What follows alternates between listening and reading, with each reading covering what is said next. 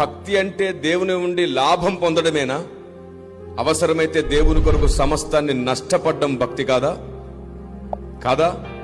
పౌలు భక్తుడు అంటాడు, క్రీస్తు నిమిత్తం నేను సమస్తమును, ఇది లేఖనం, ఇది వాక్యం, బైబిల్లో ముద్రించబడ్డ పరిశుద్ధాత్మ దేవుని స్వరం, నేను దేవుని నిమిత్తం సమస్తము నష్టముగా ఎంచుకుంటాను అన్న పౌలెక్కడా?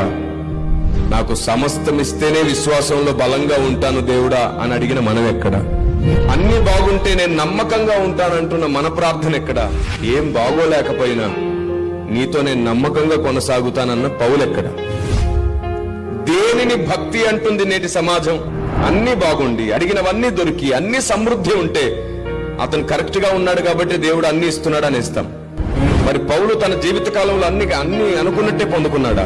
ఆకలితో ఉన్నాడు, రాళ్ల దెబ్బలు తిన్నాడు, కొరడా దెబ్బలు తిన్నాడు, ఓడబద్దలేంది సముద్రంలో. దేవుడు ఎందుకు కాపాడలేదు మరి అన్నిసార్లు? శ్రమల్లోకి ఎందుకు అప్పచెప్పాడు?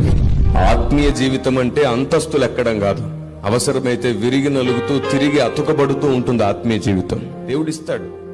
దేవుడు ఇక్కడ అక్కడ మనకెప్పుడు సమృద్ధినే ఇవ్వాలనుకుంటున్నాడు. నేను అనేది ఏమిటంటే, సమృద్ధి కొరకు దేవుని వెంబడించొద్దు.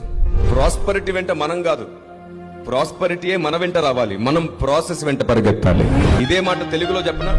మొదట నా నీతిని రాజ్యాన్ని వెతకండి, అడు తర్వాత నేను మీకు అన్ని ఇస్తానన్నాడు ఆయన.